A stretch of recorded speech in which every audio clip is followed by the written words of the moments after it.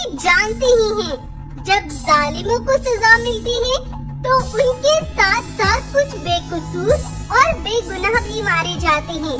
और यही हुआ आज सुंदरवन जंगल में।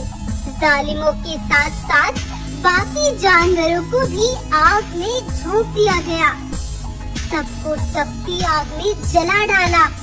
लेकिन आग में गिरती एक शेरनी को पंखों वाला घोड़ा अपनी पीठ पर बैठाकर बचा ले गया और उसे बहुत दूर ले गया। ये क्या हो रहा है शेरनी? जानवरों को आग में क्यों झोंका जा रहा है? आज ऊपर वाले ने जालिमों पर अपना कहर बरसाया, लेकिन उनमें बेकसूर भी मारे गए। लेकिन वो जालिम कौन है? आज से कुछ साल पहले जंगल के राजा कांचा बाघ ने जंगल वासियों को ऐलान करते हुए कहा, आज से जंगल के कुछ अलग नियम होंगे। अगर किसी के यहाँ बेटी पैदा हुई तो वो उसे खुद ही मार डाले, क्योंकि अगर बाद में मुझे पता चला तो मैं उस बेटी के साथ साथ उसके माता पिता को भी मार डालूंगा। लेकिन महाराज, ये नियम आप क्यों लागू कर रहे हैं? क्योंकि मुझे अब ताकतवर जानवर चाहिए। मैं कुछ समय बाद अपने दुश्मनों से वो मणि छीन लूंगा, जिसकी मदद से मैं हर ताकत हासिल कर सकता हूँ। उसी जंगल में राजवीर नाम का एक शेर भी रहता था। उसकी पत्नी गर्भवती थी। महाराज, मुझे बहुत डर लग रहा है, कहीं हमारे यहाँ बेटी ही पैदा ना हो जाए। घबराओ मत शेरनी, अगर हमारे यहाँ बेटी पैदा हुई तो भी तुम्हें परेशान होने की कोई जरूरत नहीं है, क्योंकि जब तक उसकी मौत का समय नहीं आएगा तब तक वे कांचा तो क्या, उसे कोई भी नहीं मार सकता। कुछ दिन ऐसे ही बीतते हैं और फिर वही हुआ जिसका शेरनी को डर था। उसके यहाँ एक बेटी पैदा हुई। शेरनी बहुत परेशान हो गई। राजवीर, वो हमारी बेटी को मार डालेगा। चलो हम यहाँ से जंगल छोड़कर भाग जाते हैं। भागने का कोई चारा नहीं है, हर रास्ते पर कांचा का सिपाही खड़ा है। हम अपनी बेटी को यहीं पालेंगे, हम उसे किसी की नजरों में नहीं आने देंगे। एक बार शेरनी पानी पीने के लिए गई। राजवीर गुफा में अपनी बेटी के पास था। तभी कांचा अपने सिपाहियों के साथ राजवीर की गुफा की ओर आ रहा था। कहीं इसे मेरी बेटी के बारे में पता तो नहीं चल गया? राजवीर अपनी बेटी को एक बक्से में रखकर गुफा से तुरंत बाहर आ जाता है। आओ महाराज, बताओ कैसे आना हुआ? मैंने सुना है तुम्हारी पत्नी गर्भवती थी, कहीं तुम्हारे यहाँ बेटी तो पैदा नहीं हुई? अरे नहीं महाराज, हमें एक बेटा पैदा हुआ है। शेरनी उसे अपने साथ लेकर बाहर गई है। खैर छोड़ो, मैं तो ये बताने आया था कि जल्द ही मैं जंग के लिए निकलूंगा।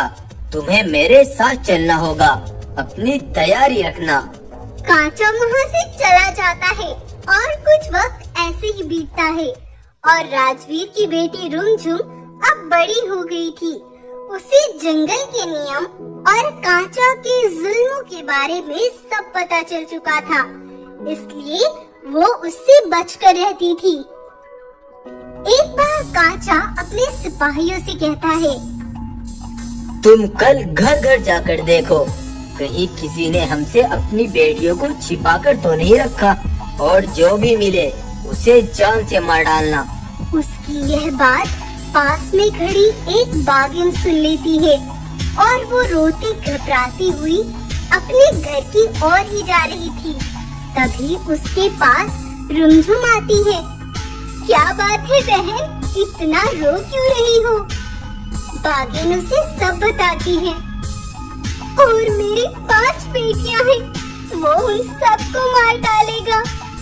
कांचा कल सिपाहियों को सबके घरों में भेजेगा, इसलिए हमें एक दिन उसे छिपकर गुजारना है।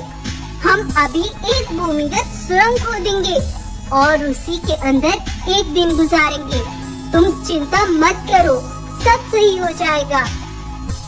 रुमझुम और बाघिन मिलकर एक सुरंग बना लेती है और सबकी बेटियों को एक दिन के लिए वो वहीं पर रखती है। उधर सारे सिपाही कांचा के पास आते हैं। महाराज, सबने हमारी बात मान ली है, किसी के घर बेटी नहीं है। ये तो बहुत अच्छी बात है, लेकिन अब जंग का वक्त आ गया है।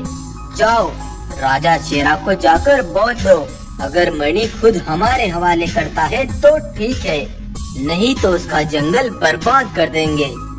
कांचा का एक सिपाही जाकर यह संदेशा शेरा को दे आता है। शेरा गुस्से से आग बबूला होकर अपने सिपाहियों को बुलाता है। वह दो कोड़ी का राजा कांचा मुझे धमकी दे रहा है, मैं उसे चीर फाड़ कर रख दूंगा। जाओ जल्दी से, उसके जंगल को पलट कर रख दो, एक भी जानवर जिंदा नहीं बचना चाहिए। शेरा के सिपाहियों ने दिन दहाड़े जंगल पर हमला बोल दिया। ये खबर रुमझुम को मिली तो उसने अपने माता पिता और कुछ जानवरों को अपने साथ लिया और उसी भूमिगत सुरंग में ले गई। जब तक हालात सही नहीं हो जाते, यहाँ से बाहर मत निकलना, मैं बाकी के और जानवरों को भी लेकर आती हूँ। रुमझुम वापस जंगल पहुँची तो शेरा के सिपाहियों ने उसे पकड़ लिया और उसे भी पहाड़ी से आग में फेंक दिया था। और पंखों वाला घोड़ा रुमझुम की जब पूरी बात सुनता है तो वो भी हिल जाता है। तुम्हारे साथ बहुत बुरा हुआ, लेकिन हम हालात को काबू में कर सकते हैं। लेकिन वो कैसे? मैंने अपने पंखों से पूरी दुनिया देखी है और शेरा की इस मणि का भी मुझे पता है। चलो मेरे साथ।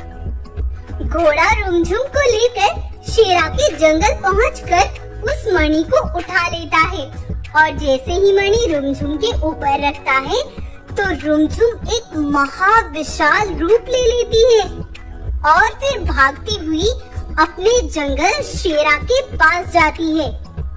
अरे कौन हो तुम? इतनी विशाल शेरनी मैंने कभी नहीं देखी, तुम इतनी विशाल कैसे हुई? तुम्हारी जादुई मणि मेरे कब्जे में है, उसी से मैं विशाल बनी हूँ।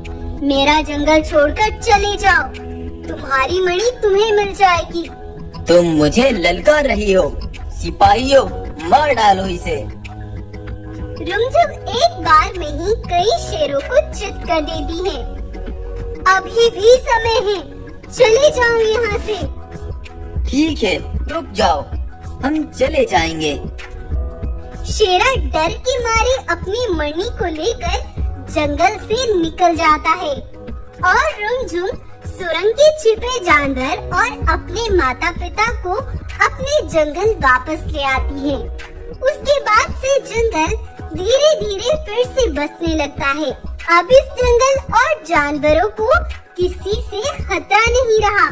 रुमझुम जंगल की मालिक बनकर रहती है और सभी खुशी खुशी से रहने लगते हैं। तो आपको ये कहानी कैसी लगी हमें कमेंट करके जरूर बताएं। बाला शेरनी अपने बेटे सिम्बा को अकेला छोड़कर भोजन लेने चली जाती है, लेकिन कुछ देर बाद सिम्बा के सामने से बाघों का एक बड़ा झुंड गुजरता है। उनसे डरकर सिम्बा गुफा में एक पत्थर के पीछे जाकर छिप जाता है। तभी उस पत्थर के पीछे से उसे एक चमकता हुआ मुकुट मिलता है। सिम्बा उसे उठाकर गुफा से बाहर ले आता है। तभी बाला शेरनी वहाँ आकर सिम्बा के सामने वो मुकुट देखती है तो उसे उठाकर अंदर ले जाती है। माँ, ये क्या है और तुम मुझसे क्या छिपा रही हो? मैं आते हुए सोच ही रही थी कि शायद अब तुम्हें सब कुछ बता देना चाहिए।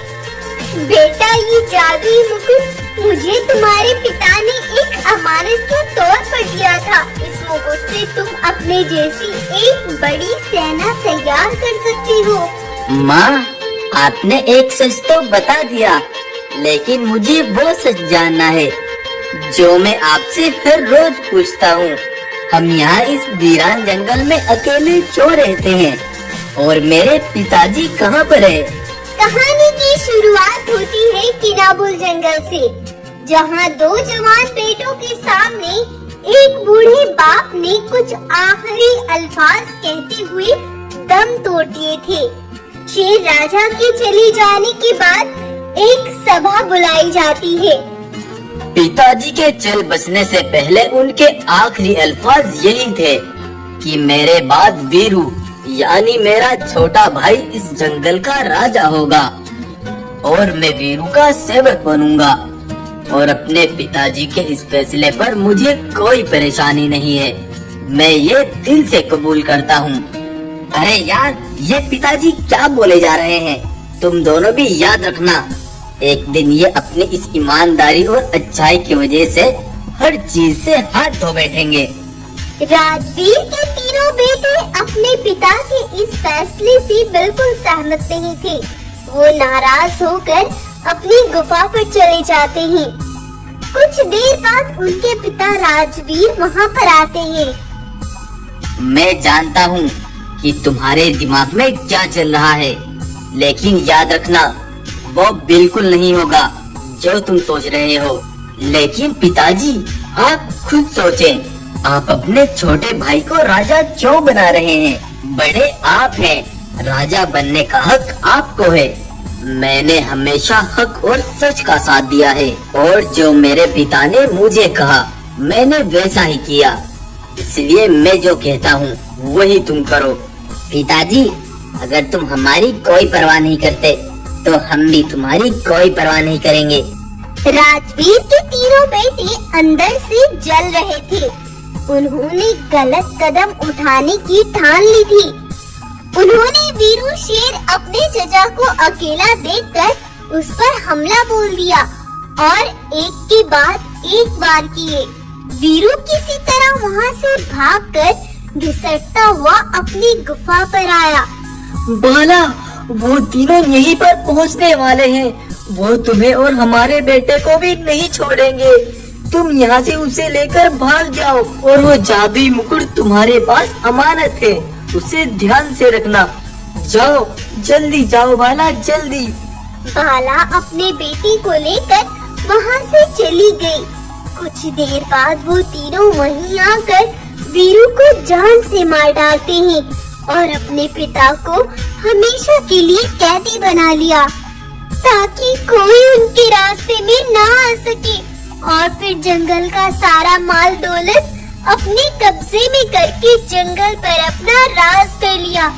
उनका जब जी चाहता तो किसी भी जानवर को मारकर खा लिया करते और जब जी चाहता तो किसी को भी सताया करते थे।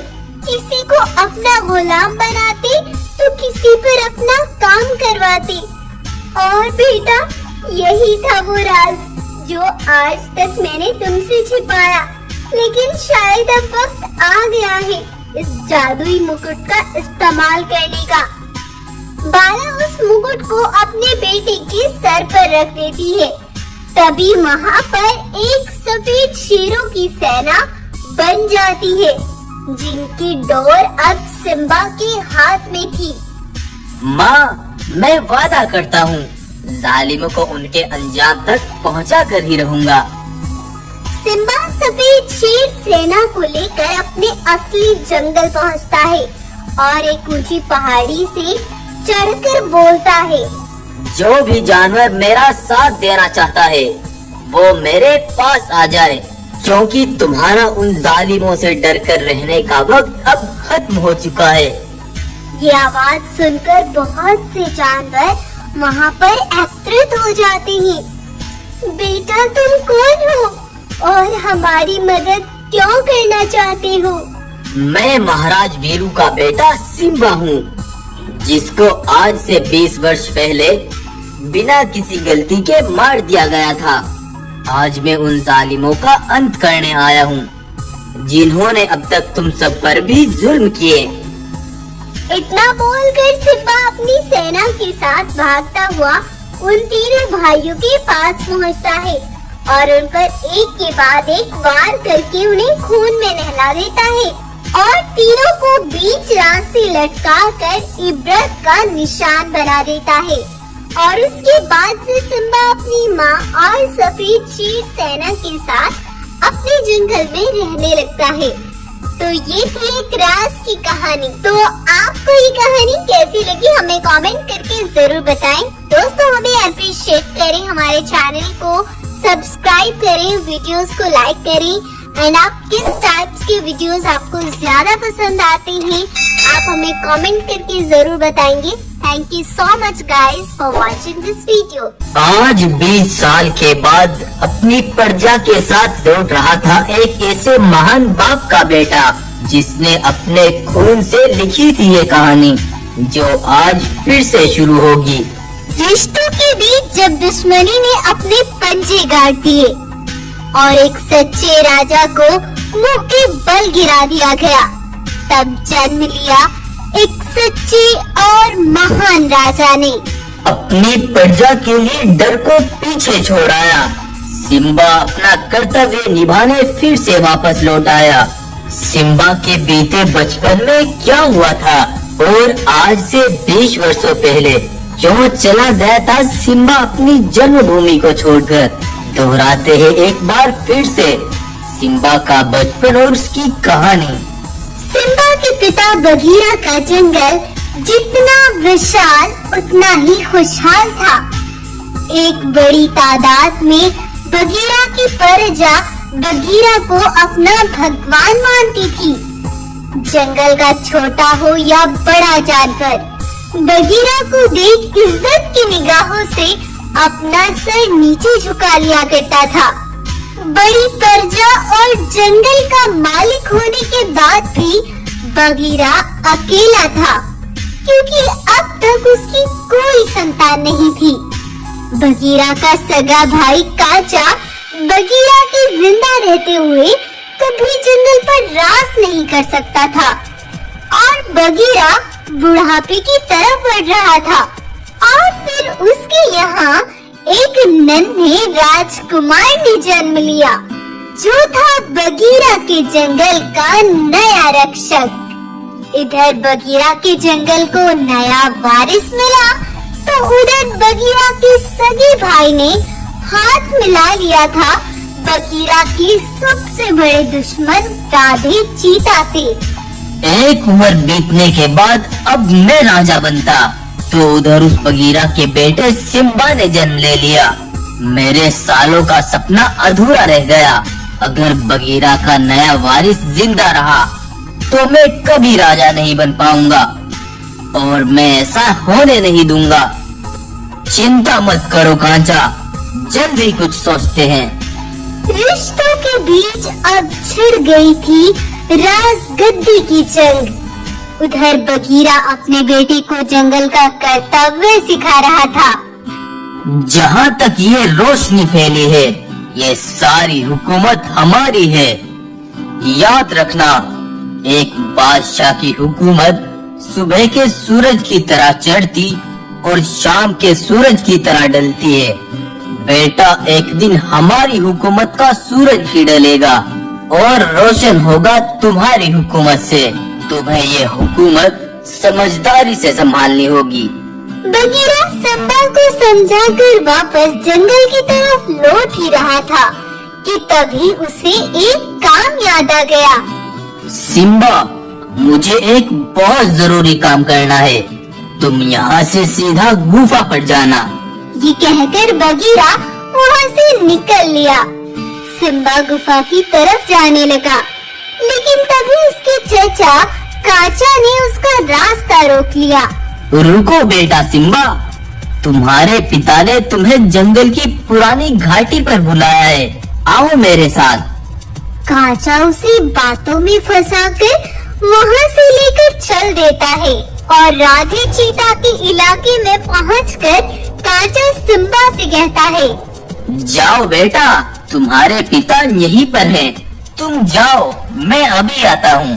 काचा वहाँ से चला जाता है लेकिन तभी वहाँ पर राधे चीता के सारे सिपाही आ जाते हैं और सिम्बा को चारों ओर से घेर लेते हैं। हट जाओ, पीछे हट जाओ, नहीं तो मैं तुम सबको मार डालूंगा। ओहो, बड़ा जोश है रे तुझ में, तू तो अपने बाप से भी आगे लगता है, लेकिन अब कोई फायदा नहीं। चीता सिम्बा को मारने ही वाले थे, लेकिन तभी बगीरा पीछे से राधी चीता के सारे सिपाहियों को उधेड़ता और फेंकता हुआ अपने बेटे तक आ पहुंचा और किसी तरह अपने बेटे को उठाकर वहां से निकाल लाता है और फिर अपनी गुफा पर पहुंचकर वह कुछ जानवरों को इकट्ठा करता है। भाइयों, मेरे इकलौते बेटे सिम्बा को मेरे ही सगे भाई ने मेरे दुश्मन को सौंप दिया था। वो अब खुली दुश्मनी पर उतर आया, ना जाने अब वो क्या क्या करेगा। बगीरा ये बोल रहा था कि तभी बगीरा का एक सेवक बहुत घबराया हुआ आया।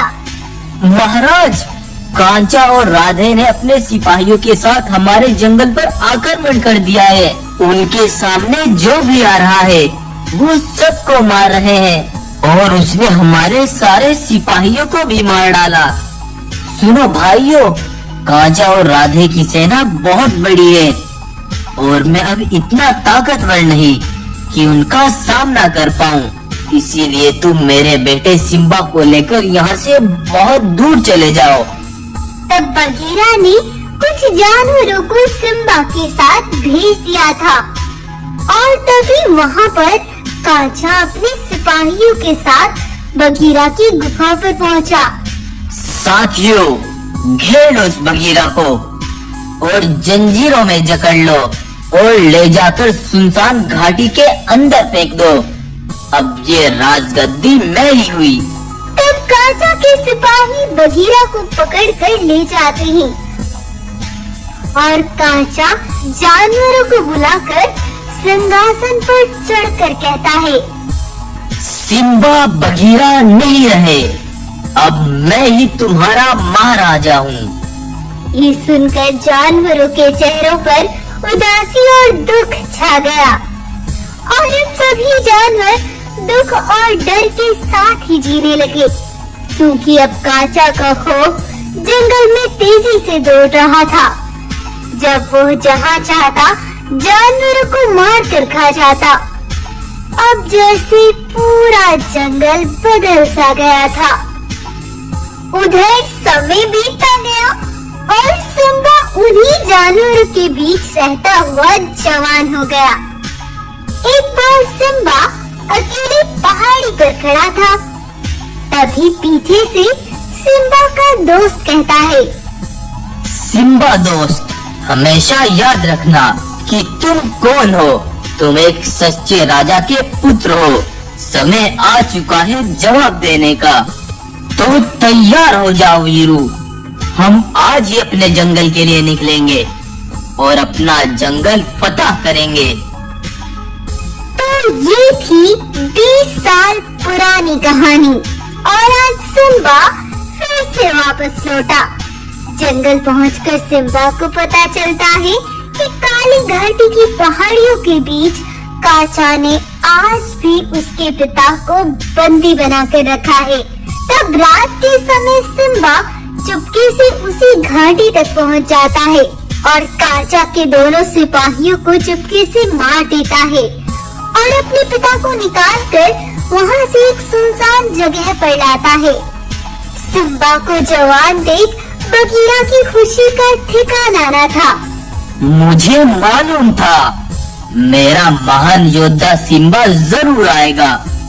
पिताजी, जरूरी काम अभी बाकी है, मुझे बताओ वो कांचा कहाँ मिलेगा।